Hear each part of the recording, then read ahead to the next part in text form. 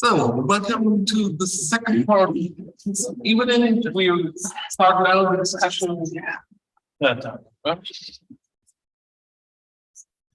Okay. Once again, welcome to the second part of this discussion. Our topic now will be energy and energy security, because we live, as we have heard, in times of secularization after the Russian invasion.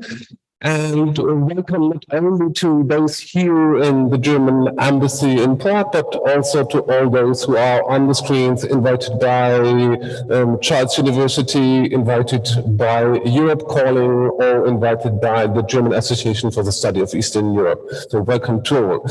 I first introduce our panelists, and then we start the discussion.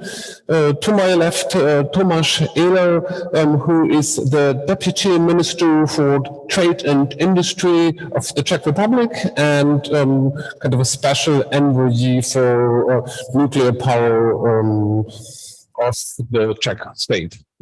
Welcome. Yeah. Second, Andreas, who is the CEO of the company Natural Gas, and Natural Gas is the company which holds the license for gas transmission in the Czech Republic. Welcome.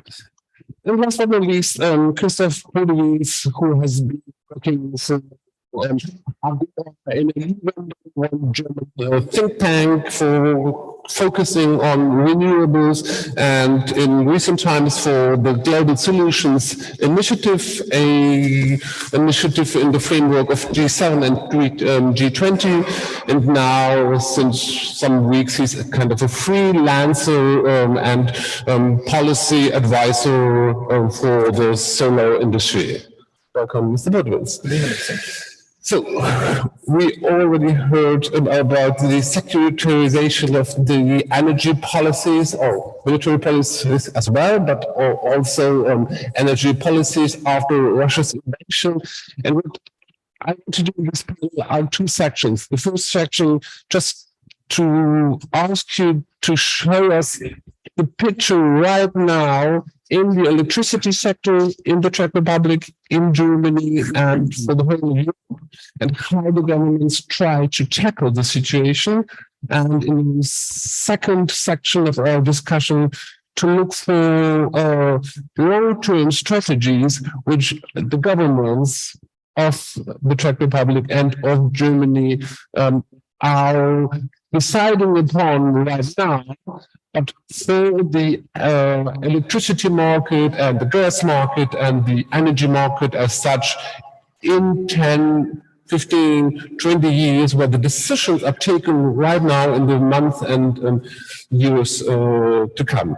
So let's start with Tomáš Ehler, and please give us a short description of the electricity market in the Czech Republic, which by nature has to be a broader picture, because it's not an isolated market, but it's a European market.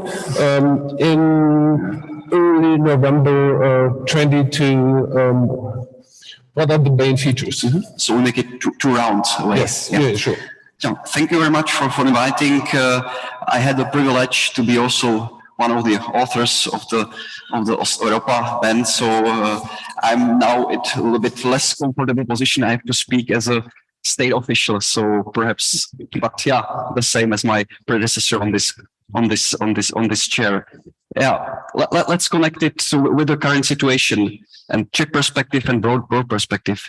Our state energy policy, despite being 7 years old, has an important asset. And that's, I would call it, a true balance of three strategic goals of the energy policy: competitiveness, security, and sustainability. That means that we have a quantifiable target for our state energy policy, and that means generation adequacy. I'm now speaking about electricity generation, the gas will be covered by colleague Rao. That means that long-term perspective, the Czech Republic is a net exporter of electricity. That means it produces more than it consumes. And I think this is one of the lessons learned, despite being a bit neglected of the current situation. We need a responsibility also on the state level to, despite having internal market, but to have at least 90%, as for example in the Czech Republic, covered by the domestic production. So in the Czech Republic today, 1/3 of electricity is produced in nuclear energy, 1/3 lignite, 12% renewables, 8% gas, and the rest some marginal energy sources.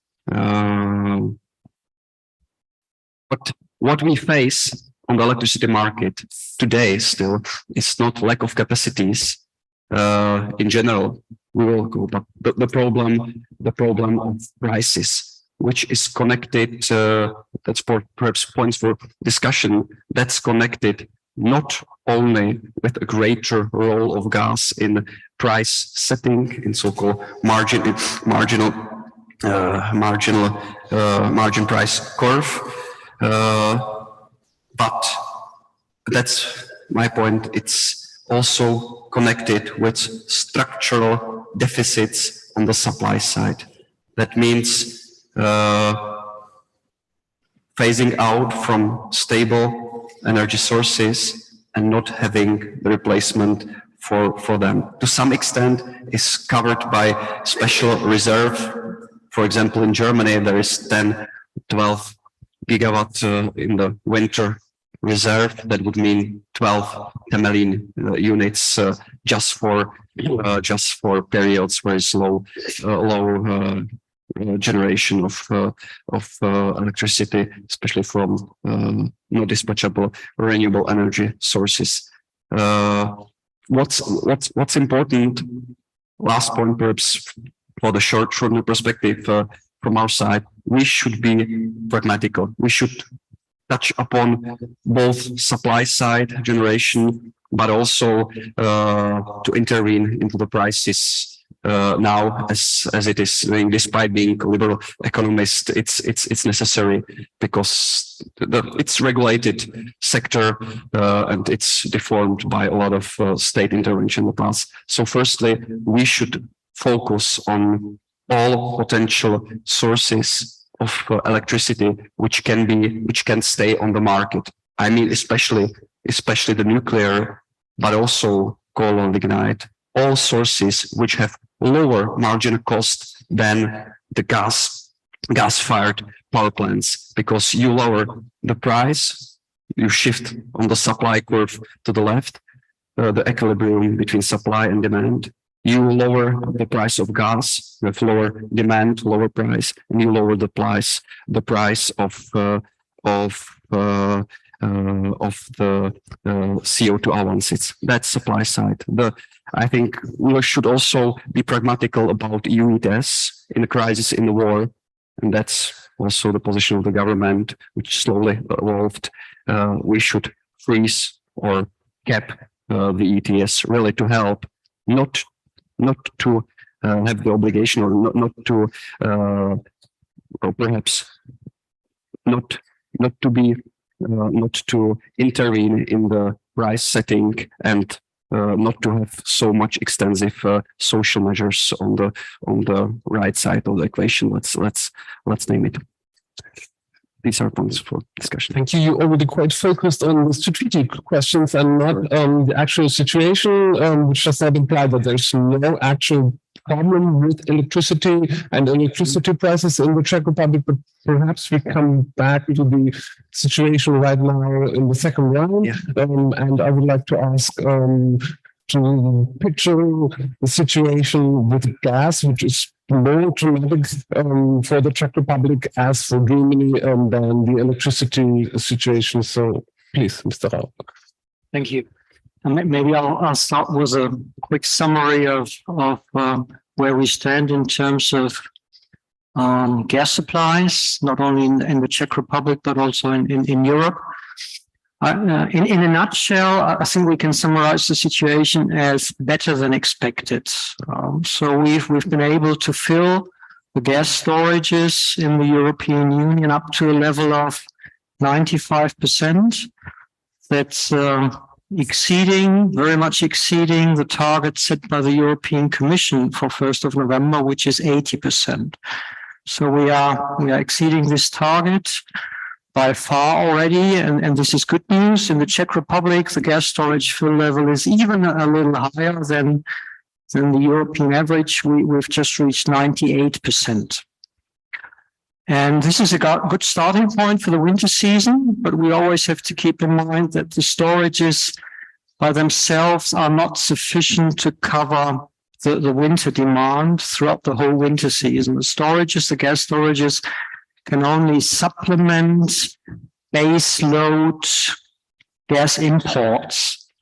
That's important to keep in mind. On average, if the storages are full in Europe, they would probably be able to cover 2 months of winter demand, 2 months, maybe 2.5 months of winter demand, always assuming that we do not have an extra cold spell. The second element, which is often forgotten in the public debate, is the fact that what we call the withdrawal capacity from the storages, so the amount of gas you can extract from the storages, decreases over time, which means at the end of the winter season, you cannot withdraw that much gas anymore from the storages. And this means the most risky point in time usually is in February or even early March. Still, I'm quite optimistic for this winter season. I think if we do not have another external shock to the system, like, for example, an additional reduction of Russian gas deliveries, we're still getting gas from Russia through two corridors, through Ukraine and through the southern corridor through the Black Sea. So unless there's another reduction, which I think would be an external shock again, unless there's no cold spell, and unless there is no unplanned maintenance, not talking about any sabotage acts, of course. So if we don't have such external shocks, I think we will be able to survive the winter season. 2022, 2023. But, and this is the big but, the next but one winter season, 23, 24, will be more challenging. This is already clear from today's perspective. And there are two reasons for this, two main reasons. The first one is we will probably have less Russian gas supplies into Europe next year. This year, we will at the end of the year, we will probably have 75 to 80 BCM of Russian gas supplies, pipeline gas plus LNG, compared to 155 we had in 2021. Next year, if we just extrapolate the current gas flows through Ukraine and through Turk Stream in the Black Sea, we will probably just have 25 BCM. Mm-hmm. So we'll be missing 35 BCM at least of Russian gas. These are European figures, not Czech figures. These are European figures. Yeah, the Czech market is relatively small compared to Germany, for example. Yep. So these are European figures. 35 BCM will probably be missing because of missing Russian gas supplies next year. And very likely the storages will be empty at the end of this winter season. This year on 1st of April, we still had 25 BCM of gas in the storages. On 1st of April 2023, I suppose we'll have less gas in the storages. And all in all, this means we need to replace another 50 to 60 BCM of gas by non-Russian sources. And this will be the big challenge for next year. This is what also the International Energy Agency just published some days ago. Mr. Podewils, what is the German situation in this picture? It's complex. Yes. So thank you for the invitation. I will try to give you the picture in a nutshell. So currently Germany produces about 50% of its power from renewable energy. So this is mainly wind and solar, biomass, a little bit of hydro. Nuclear power has a share of about 10% right now. It's phased down by the end of spring. Gas about 15%, and the rest is hard coal and lignite. The target of the federal government is to get to 80% of renewable energy by 2030. So this is quite ambitious. And doing this mainly with wind and solar, meaning tripling wind energy, tripling solar energy, and more than double wind energy. Other than you might expect, right now, Germany is still exporting a lot of electricity. So France right now imports from Germany up to 6 gigawatt. So this is really a lot. This is, I would say, about 8 to 10% of France demand, and also Czech is importing from Germany. I looked up the numbers for today. So today it's 1.4 gigawatt, and I did a rule of thumb calculation. I think that's about 15 to 20% of Czech peak demand. And this is because renewable energy are lowering the power prices in Germany. So whenever the wind blows and the sun is shining, the power prices at the power exchange are decreasing a lot. So this is what you described as a merit order effect, because at this very time, we do not need any gas-fired power plants anymore.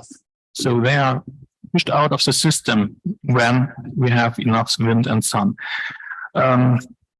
Today, the weather was a very sunny and also windy day, meaning that also in a usually gray and cold November day, 2/3 of German energy demand at noon originated from renewable energies. So this is kind of the good news. So we have a reliable system. Power prices with renewable energy are quite low. We have ambitious targets. That's nice. And this is a long-term perspective, sorry about that, but I think it's important to know.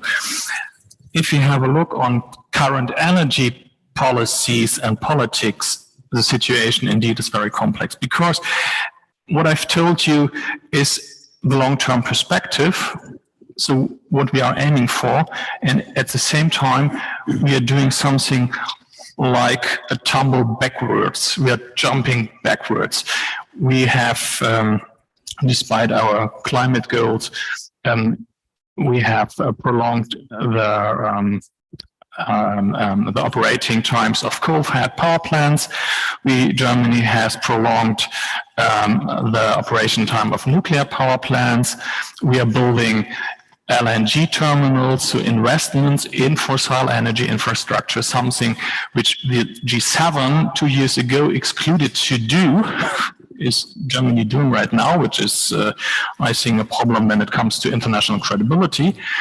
But this is, as we all know, a measure of last resort. It's to keep the energy system stable.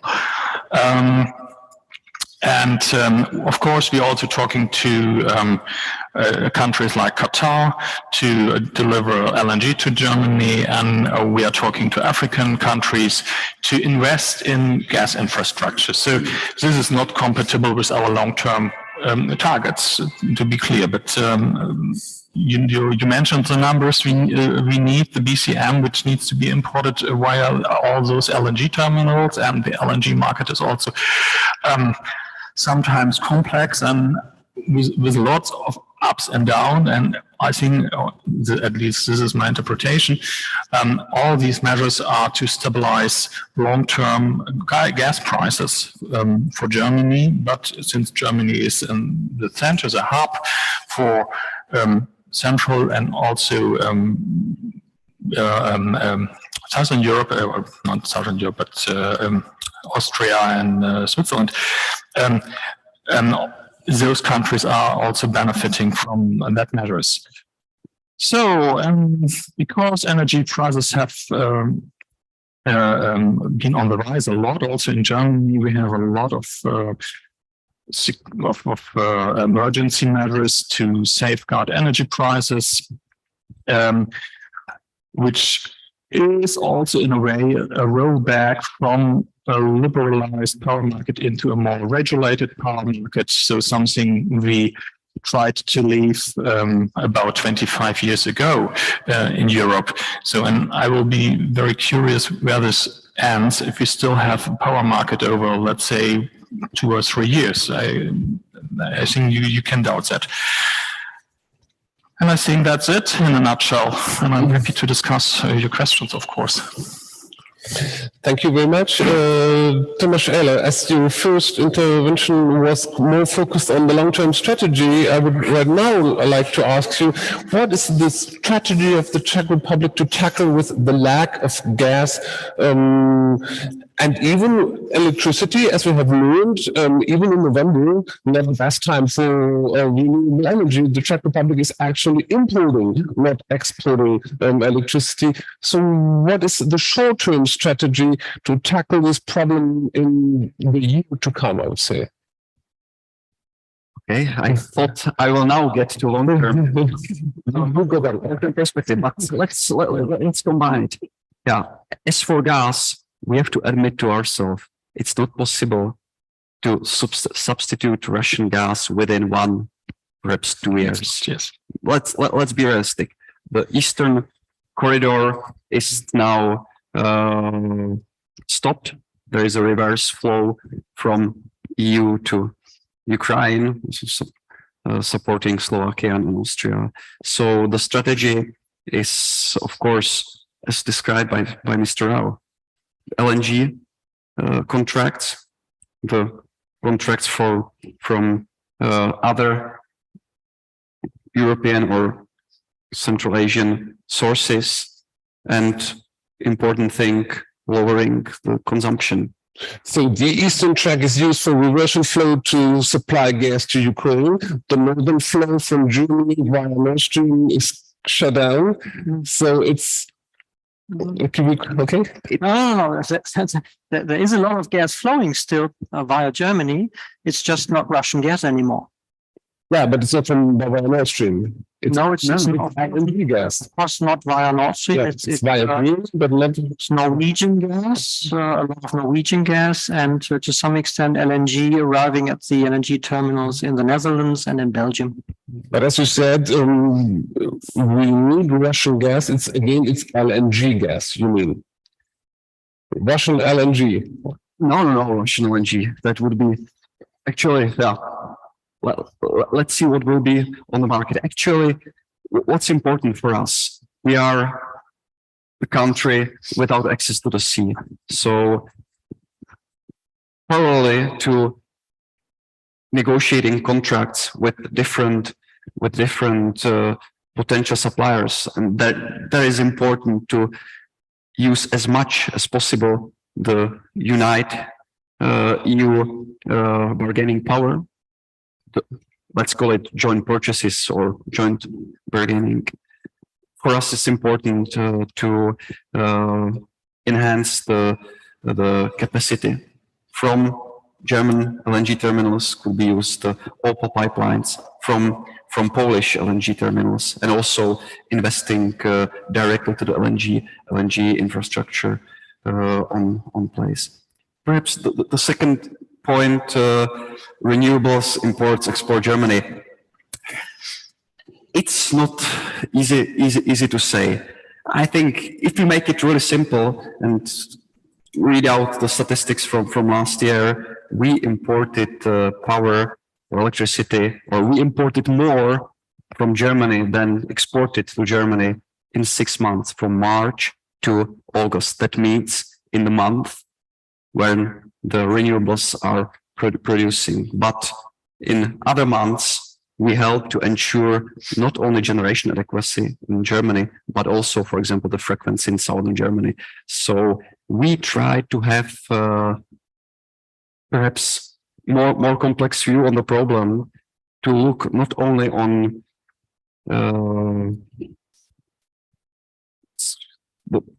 simple metrics of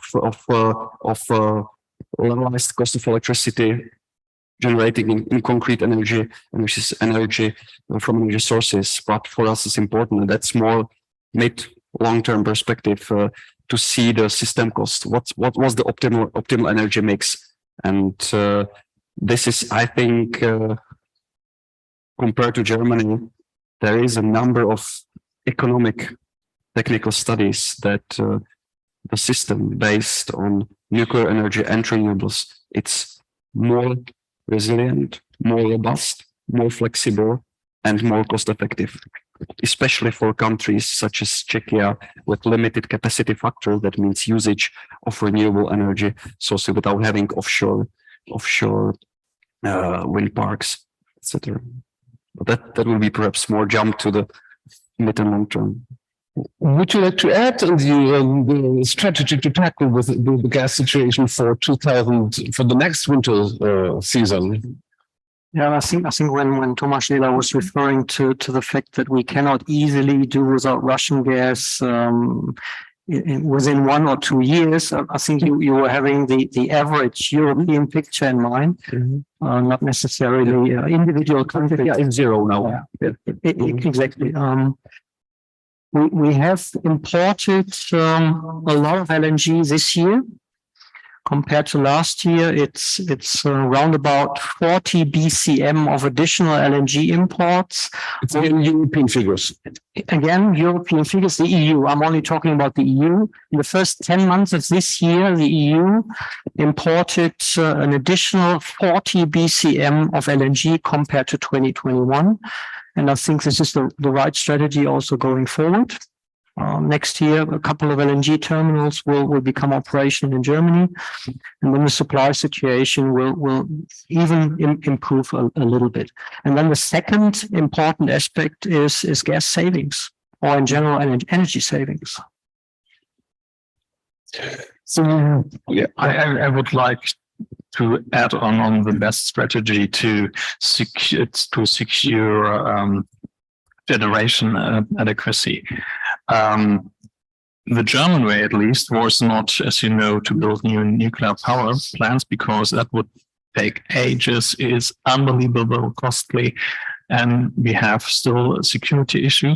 The German way was to build relatively cheap gas-fired power plants, or that's the German way was maybe to build them to fill the gap whenever renewables are not able to produce. But it's very clearly that in winter times, when there's no sun, there's no solar energy. So this is a no-brainer. And with wind, sometimes it's the same story. So this might be at stake, given the current gas situation. You might think. But in reality, only 15% of the gas demand in Germany is used for power production, and a big share of that 15% is even used for exporting energy. So in reality, the gas demand is not that high. So and it might be possible to feed those gas-fired power plants also in future, because they only have very little operations hour per year. So that is the German way. I know there are other ways, but the studies I know try to deliver on the same goals you have: security of supply, cost, and sustainability. And the results of those studies I know from Germany are that the gas option is the cheapest. And if you under all possible technologies we have right now, and if you are able to find cheaper technologies like big scale storage, today RWE announced a 220 megawatt storage facility in North Rhine-Westphalia, or if you include flexibility of demand, which is an incredible big source alone in southern Germany, it could substitute 1 or 2 nuclear power plants.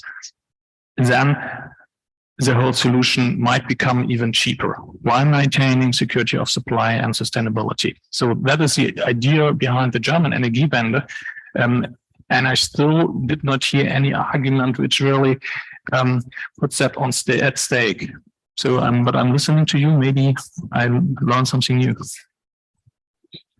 If you want to comment on this right now, you can do that. Otherwise, I continue with a last question to you all before I open the floor. Okay, you don't want to comment on this? I can connect it with. Okay, so my impression is that we have a very high level of interdependency, Czech German interdependency, and a high level of cooperation. And if you will remember the first panel and go to the question, what about France? In German-France cooperation, I see much concurrence on the future of the gas import. And from this panel, I learned here is a great will from both sides, regardless of different future strategies for cooperation, even in these times of the Russian war against Ukraine, in the gas sector, in the electricity sector, because everybody is very aware of the benefits and these interdependence. So let's nevertheless try to ask what this does mean for cooperation and conflict in the long-term strategy. As we have understood, the Czech Republic is heading for either more nuclear power or at least keeping the level of nuclear power, and Germany wants to get rid of liquid coal, nuclear power, and Russian gas. So it's heading for 100% renewables in the mid-term. Around 13 years. Yes. Are these strategies which are compatible now? Because nobody will ever again, as Mr. Rich said, teach the other side to do this or that, or is there still much potential for conflict in these two different ways of shaping the energy mix in both European states? Thank you. Good question. It was not on the list before. No, just it will be better. So before answering it, just a short reaction. I haven't seen any study for Germany which would compare the Energiewende scenario, the new coalition treaty, compared to real nuclear renewable in Germany. There's none of that, but tell you, I think Agora Energiewende 2014, there was one. But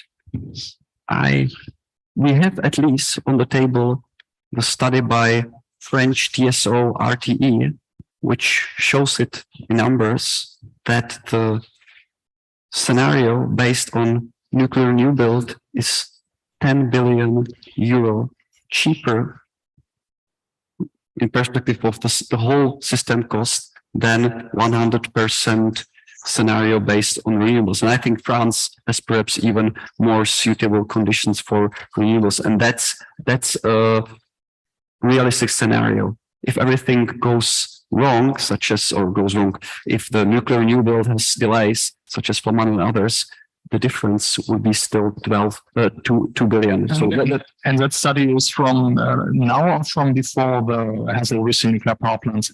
2021. So before. So last year, yes. But a number of studies, I think, would be perhaps, and that's a bridge to the long-term perspective, and then I go back to compatibility or not. I think now we are still in a comfortable situation. Germany has about 100 gigawatt installed capacity of conventional power plants.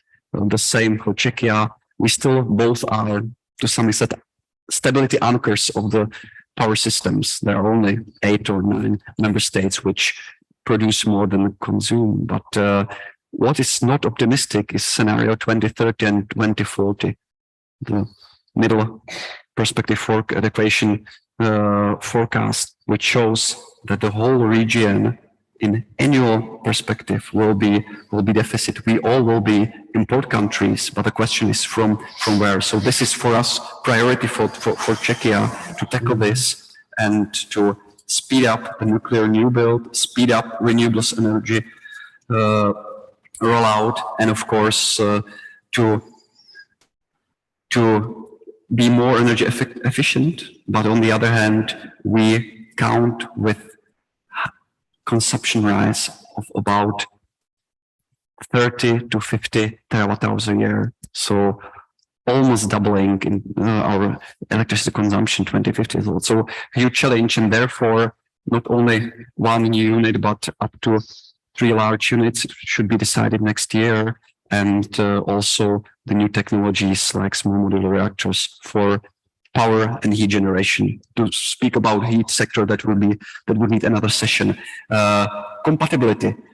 We have been for long term with Germany arm in arm the defenders of energy only market. I still can remember the initiative of Mr. Bake 2014, 15, the energy only market too. But it seems it's complicated. We are still one of these countries which has no capacity mechanisms, no payments, a part of market. We still don't need it.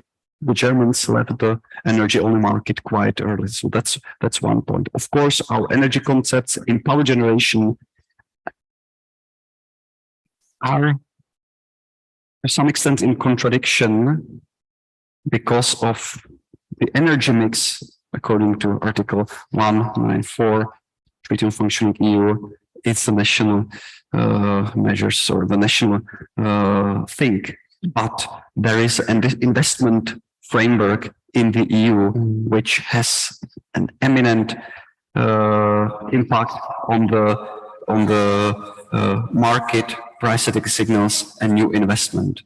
And there I see objectively we have to now with market reform and with other EU energy policy reforms, we should talk more. I think there should be less ideology. There should be more pragmatism. We should focus more on the ultimate goal, that's reduction of CO2 emissions and ensuring security of supply. And our framework should be more technology neutral. And there is, I think, there is a difference. On one side, Czechia, it's technology neutral. It's supporting both renewables and nuclear energy. On the other hand, the position of Germany, we can have respect for that, but on the EU level, there is still a problem to set a true level playing field. Even after taxonomy, it's big discrepancy between financing conditions, support schemes, etc., for nuclear and renewables. So my perhaps wish at the end would be to find a joint goal, joint approach, and to have this true level playing field for decarbonization and securing the energy security with all carbon-free, zero carbon sources. And this is not easy. I would like not to stick too much to the order and give now revert right to Christoph Podewils, and Mr. Ehler has the closing word of this round before I open the floor. I only wanted to mention that I am skeptical about the energy-only market because it's heavily under discussion right now in Brussels. At the very time where it, for the first time, delivered new renewable energy projects with no subsidies. So that's what we are seeing right now in Germany. Big solar parks are being built without subsidies. offshore wind parks are being built without subsidies. In fact, they are even paying to get permissions. And that indeed is at stake when we talk about, fixing the energy-only market. At least that is something we have to consider very carefully. Yes, and regarding nuclear, so I mean, indeed, it is a wonderful CO2 neutral option, but the time we have is very short. 2050, we need to, or 2045, in fact, we need to be carbon neutral, and all nuclear power plant projects in the world are delayed, and even more in Europe. Let's have a look to Finland. They are building for more than 20 years a power plant, same in France. And when it comes to the small nuclear power plants, so the modular reactors, they are not available right now. So maybe they will be 2030, something like this. Then we are not talking about mass production. Then we will have early prototypes. And I've not seen any company, any private company who announced to invest in that or to invest in nuclear power plants. It's always with state subsidies or state support, at least for whatever reasons, be it for maintaining a system or for military reasons. Always the state is involved. And when it comes to renewables, that's the situation we had over the last 20 years. And right now it's changing into a market system without state involvement. And I would really love to see that this situation is being maintained rather than to be rolled back into a more state-regulated system. So, let me sum it up. We have competing strategies, but we have no ideological conflict.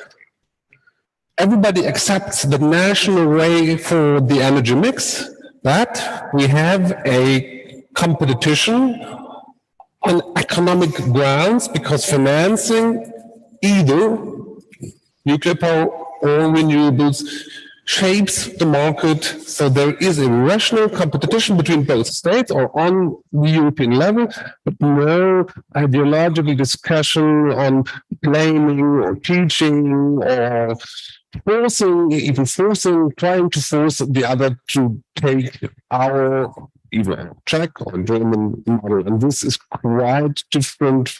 Again, if we compare it to other bilateral situations, again, if we compare it, it's quite constructive discussion. Mr. Rao, before I open the floor, gas has been called a broken technology, bridge technology, which already had the notion of phasing out when it's not needed anymore, but the bridge was set up for 30 years, 40 years. With Russia's war against Ukraine and the cutoff of Russian gas mean that this bridge is very much smaller, and we see a phasing out of gas in 5 years, 10 years, or not. As I'm working in the gas industry, I have to be a little more optimistic here. I think natural gas will still be a bridging technology for at least 10 years. And the challenge for us will indeed be to find new sources and to be less dependent on single gas sources. It's a little more difficult in the gas market compared to the electricity market, of course, because the market structure is an oligopolistic structure. You only have a limited number of gas producers in the world, and not all of them are our best friends, of course. But again, having a look at the Czech Republic and Germany, I think there's one common task for both countries, and this is reducing the huge share of coal-fired power production. You mentioned the share of renewables in Germany in power production. It's indeed almost 50%. Deutsche Handelsblatt has just published the figures for the first half of the year. So renewables accounting for roughly 50% of electricity production, but coal accounting for 31%. That's a lot. In the Czech Republic, it's still worse. In the Czech Republic, it's round about 35 to 40%. This is the share of coal-fired power production in the overall electricity portfolio. And it's almost exclusively lignite. So from an environmental point of view, the worst fossil fuel.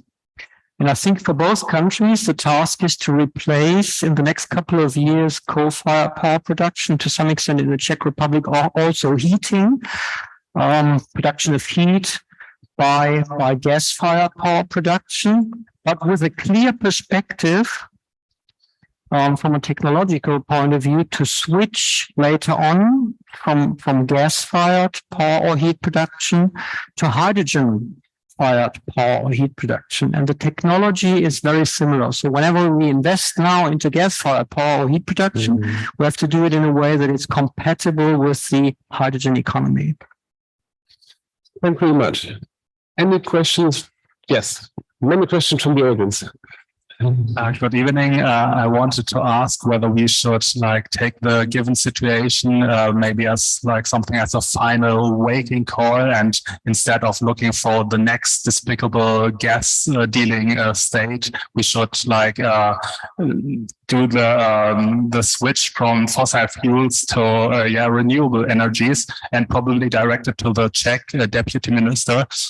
You spoke a lot about nuclear power, and I think of France also relying on nuclear power, but this year we saw that due to the droughts that came in France, that is also not a very reliable technology, despite even the waste we can't really deal with at this point. Is your question addressed to someone special or every speaker? No, that the final point was just maybe a bit special to the Czech ministry, but question is to all of you whether we should take this as a waking call to renewable energy. If I may, maybe I'll start. Of course, ideally, we should switch to renewable energies as soon as possible. But in reality, that's much more difficult. If you take power production, for example, you need this what we call dispatchable power. So power production, which you can guarantee each and every day, even when the wind is not blowing and the sun is not shining. In the absence of battery technologies, so in the absence of technologies to store electricity, unfortunately, we cannot fully rely on renewable energies. For the time being, maybe in 10, 20 years, the situation will be different. First point. Second point, we are always focusing on electricity production, power production. And again, the German example, almost 50% is the share of renewables. If you look at the total primary energy consumption in Germany, renewables account for less than 20%. Yes. So the task for all of us, the challenge is huge, and it will take 10 or 20 years.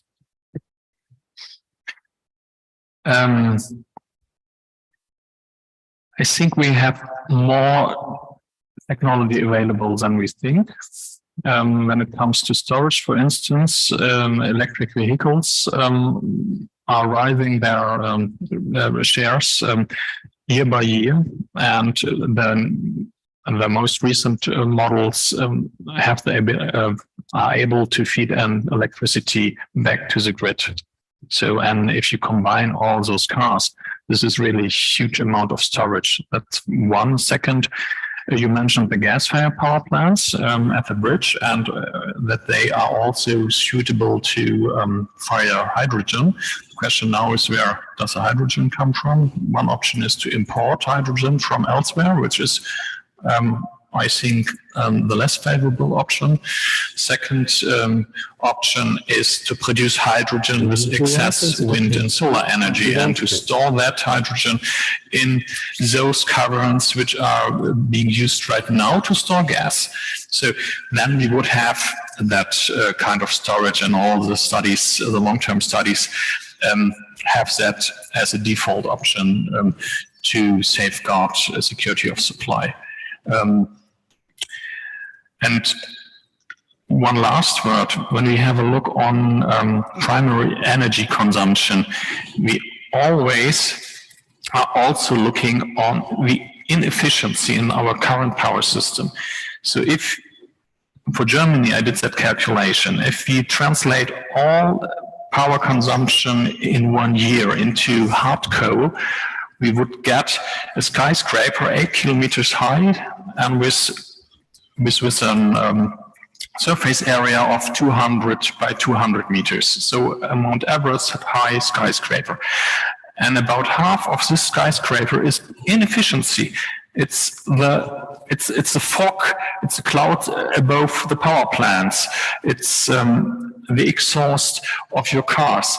This is more than 50%. And electricity allows us, renewable electricity allows us to reduce that inefficiency by 50%. So you would end up with a skyscraper which is only 4 kilometers high, not 8. And that's what we need to do. And then we are talking about heat pumps, we are talking about electric vehicles, about better building insulation, and of course also about better industrial processes which are available right now. For instance, in the port of Rotterdam, currently there is an electrical driven cracker being built, a technology which we at Agora thought would be available 20 years from now on. So this is happening today. So there's a lot of technology available. The big question is how to combine that, how to build a reliable system, and how to make all those different elements to speak, to transact, to interact with each other. And then we are talking about digitalization and smart meters, and also new business model. And we are talking about European cooperation, because everything will be much cheaper if we are able to transport and to trade power throughout the continent. And this is also a reason why we should stick to that energy-only market and not to go back to a more nationalized power system, which are more of closed shop. So that would end in higher prices and so on. Thank you. Thank you. Just 3 points. Very good point. We are focused too much perhaps on the electricity market. This is only the third of fine energy consumption. Typical. It's described by commissions as typical, not failure, but problem at the beginning of energy when they're too much concentrated on the Strombänder, not on the whole picture. But I want to assure you, the renewables are for our government the same priority as nuclear and energy savings. But we have to stay realistic. According to Academy of Sciences studies, the maximum potential for wind in Czechia is 7 gigawatt installed capacity, 24 for solar. That's maximum, which is with having public and concerned villages and regions not always happy about the renewables. Let's see whether it's realistic to reach these targets. Even with fulfilling these limits, we as together with Germany, most industrialized countries in EU, it won't be sufficient to supplement the 10 gigawatt installed capacity only in power generation in lignite. Therefore, nuclear. And so I wouldn't agree with Siris that you can build renewables without energy subsidies. If we take 10 years back correlation, I did it in my articles. Renewables new builds, it's correlated to subsidies. 10 years ago. Yes. Today not anymore. If you take the auctions, in last auctions, the prices were even higher than 1 or 2 years ago, and it's connected especially to the prices of land for photovoltaic. Of course, there are some few projects. There could be exemptions, or not the majority, but they do not cover the systemic cost of this dispatchability. But to be honest, it talks about, okay, in France there are now problems, but they are working on it. It is lessons learned for the whole nuclear industry, but especially for the wind, if you take the first half of this year, 1/3 lower output in wind energy. That's not controllable. So both renewables and nuclear cannot be too much dominant. It should be, we call it smart mix. And so last point, our analysis for nuclear renewable have been quite robust on sufficient capacity of water cooling by water. There is a question from the Europe Calling audience, and the second question will be from you. Thank you. So I have a question from one of our online participants. It also tackles nuclear power. Why does the Czech Republic rely on nuclear power and not strongly on the development of renewable energy, although the uranium still comes from Russia? I also said that you already explained it if you want to. Yeah, just the first aspect we have covered in the last intervention. Our nuclear fuel is diversified. Our nuclear materials are not major coming from Russia. Of course, as for nuclear power plant Temelín, there is a contract for non-Russian fuel, so it's fully diversified. Among others, one part will be manufactured in Germany.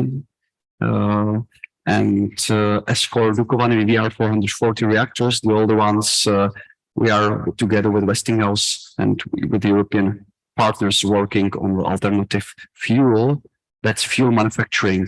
And then you have also it's quite complicated uranium, enriched uranium. So the supply chain is to a large extent globally 40% in Russian hands, but there are diversification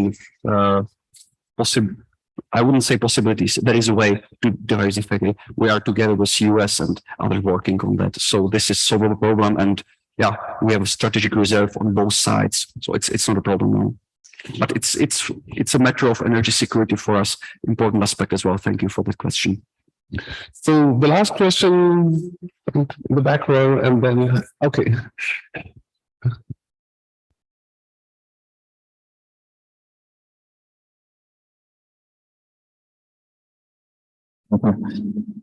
So my name is Stepan Vizi. I'm from the Center for Transport and Energy.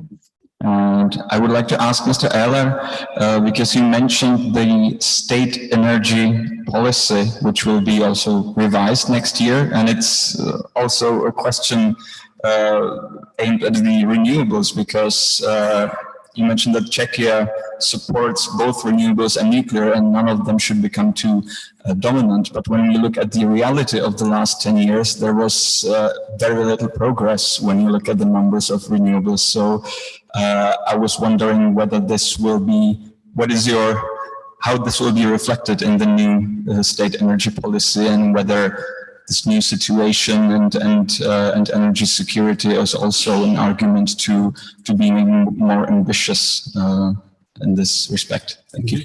Before you answer, we'll just take one last question. Yes, behind you, 2 rows behind you. Yeah. You just thank you for the debate. It was really insightful. I'm Janet and I'm from European. I have many questions, but I needed to prioritize because of the time. So first of all, critical minerals. We didn't talk about that much, but we are really relying on China. So I'm really interested in your thoughts about it, and how do you see the future? Is it more comparable situation, or is it not that much? And the second question, which is coming to the point of that we actually politically banned the fracking in Europe. But on the other hand, what we can see on the ground is that actually we are supporting it by importing from the US. So what do you see about the fracking, and why is it possible that we politically somehow supporting the coal usage, but not supporting the fracking in Europe? So do we need to reopen this discussion in the EU or not? Thank you so much. So the first one was directed to you? Shortly, just to underpin or to cover what I've said with the facts. It has changed with this government in many measures. When you see now financing from Modernization Fund, National Recovery Plan, and others, it's focused on especially photovoltaic. It's focused on new approaches like community energy approaches. There is change of Energy Act regarding auctions. Yes, there has been some still stand, but it was connected with overcompensation, with especially peaking 2010. And I was more academic than state official. I take it with a theory of public choice as an external shock which worked at that time, and there was a correction of overcompensation policy. Of course, it has a negative impact with that, with some reluctance in coming years. But compared to other states, it was at that time to lower the overcompensation. We were in this aspect more progressive than, for example, the German ones. So it will new debate. So it will be definitely reflected in state energy policy. It's not easy now to update a strategic document which you prepared 2 years, and if it's finished, the situation changes 2 or 3 times. If we take the last year, war in Ukraine, the change of German government, the change of German approach.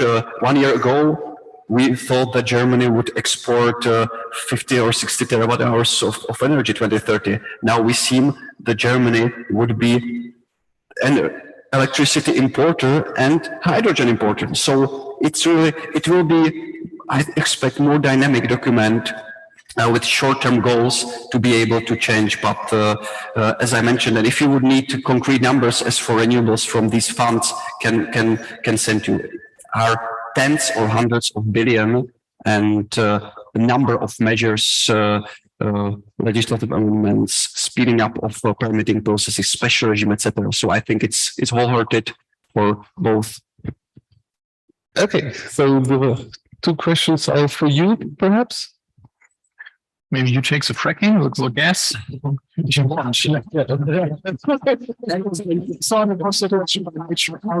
take this unpleasant question. But indeed, you're absolutely right. The discussion about fracking in Europe is a bit what I would describe as hypocritical. The US have become the largest single exporter of LNG, meaning in the end fracking gas, into Europe, for Europe, while we could probably also increase gas production in Europe ourselves. May it be conventional gas production or may it be fracking. The technology is fairly safe, I would say. But I would even argue we need to start a new debate about conventional gas production in Europe. And this is fortunately happening to some extent now in Germany, but only to some extent for production to be launched in the North Sea. The Netherlands are leading by example here. They have taken an investment decision already. So conventional gas production first, but I think we should also discuss fracking, absolutely. I'm going to take the China question. Yes, we are heavily dependent on China when it comes to wind power, but even more on solar power. Almost every single solar module, at least the solar cells, are coming from China right now. And they are quite good, very cheap, reliable, and so on. And in the past, we did not have any troubles when it came to delivery and safety of delivery. But that might change indeed for political reasons, but also for internal reasons in China. China will absorb about 60% of the world solar production itself to fulfill their solar targets. So then basically 40% of the world solar production is left over for the rest of the world, while we have very ambitious solar targets throughout Europe and also in the US and elsewhere in the world. So we absolutely need to overcome this dependency. And if you have a look on the most recent strategies on renewables and European sovereignty and industry policy, you always will find statements: we need to bring back European wind and solar production. So this is really a matter of industry policy. Some people are talking about a new European Airbus project. And I think this might be really a good idea.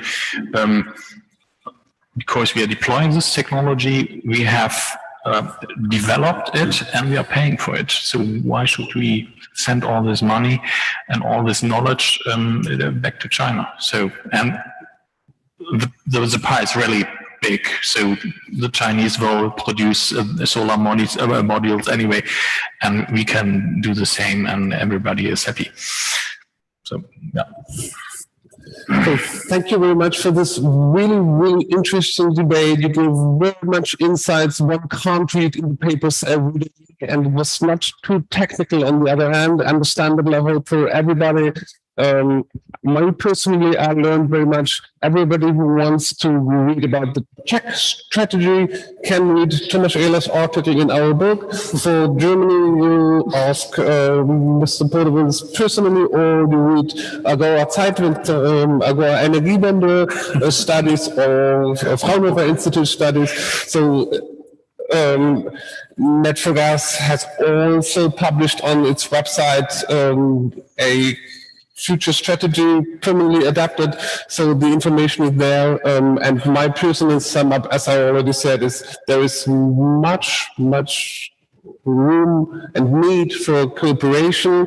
We must face that there is competition for funding of the different ways, but it's clear that it's not an ideological confrontation on the way both states in the European Union are heading for a kind of sustainable energy future.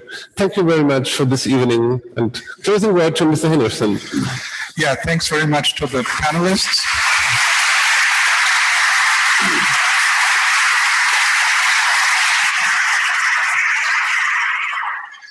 Again, thanks very much to the panelists, moderated, to the audience, to you for your questions, your attentions. I think this was a worthy round. I at least learned a lot. There are many complicated issues. I'm not quite sure that we are always so far apart. I think especially on Russia, there was a lot of things where we do things together. We may have different traditions where we come from, different perceptions, different philosophies sometimes. But again, as this energy, we are ruled by the will to do things together. And I think that came out of this discussion panel very clearly, that there are no national solutions anymore, that we have to work together, be it on gas, be it on electricity, be it on a future Russia policy, which cannot be national, but has to be European. So what I see here is a good example of how we address things together, how we find solutions together, and how we think strategically together, because that is really important, as we mentioned during the first panel, not just reacting to things, but thinking ahead and thinking of the issues of tomorrow and already figuring out how we react to them. That's very helpful. I think during one of the last questions already, a possible next topic for another meeting was mentioned. China, of course. The Czech Republic has its own experiences with China, including Taiwan. We have our own. We come from a little bit different perspectives, but I think we share the same goal. And here the same is true. So we will have to find a European solution to that issue because there cannot be national solutions anymore. So thank you very much for your attention. Looking forward to seeing you outside when we have the chance to have a glass of wine and have a little bit of food and continue to do the discussion or talk about other subjects as well. Thanks very much.